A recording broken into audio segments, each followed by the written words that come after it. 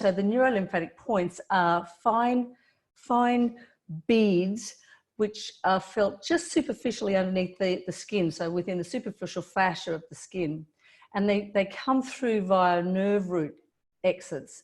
And when an organ is congested, what happens is that when the organ's not working efficiently, then it would go through that spinal reflex to the end points of the neurolymphatic points and create this congestion, which then would give pain and discomfort.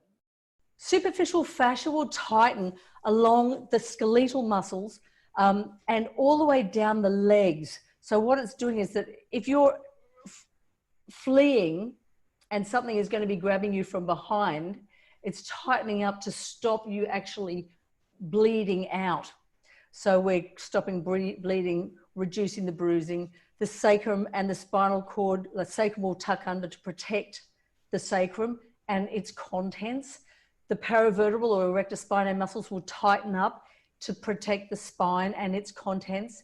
And the thyroid will reduce its output because it actually wants to keep the body cool. So right now, what I want you to do is I want you to stand up. I'm gonna get off my stool. I know you have to stand up in this class. I want you to put your hand out with your finger facing the front. Make sure that you've got enough room. You're not going to bump into anything. So from that position there, I want you to be able to turn your body so that you can go as far around as you possibly can.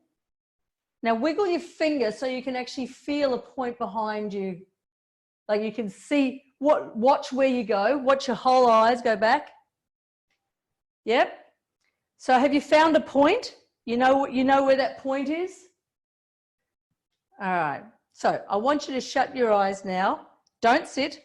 Just relax your hands by your side and don't open your eyes until I ask you.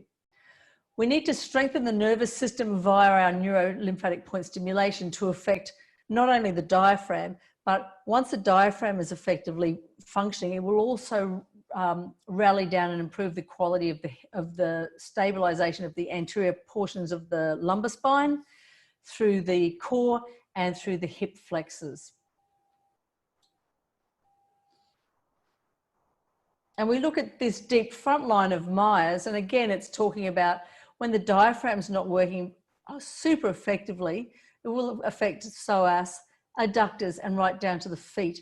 And there's some links along the vagal nerve and in some studies, and they talk about predominantly most of those are slow twitch fibers that they're looking at. So we know again that we need to be working on our slow twitch fibers to get the best change.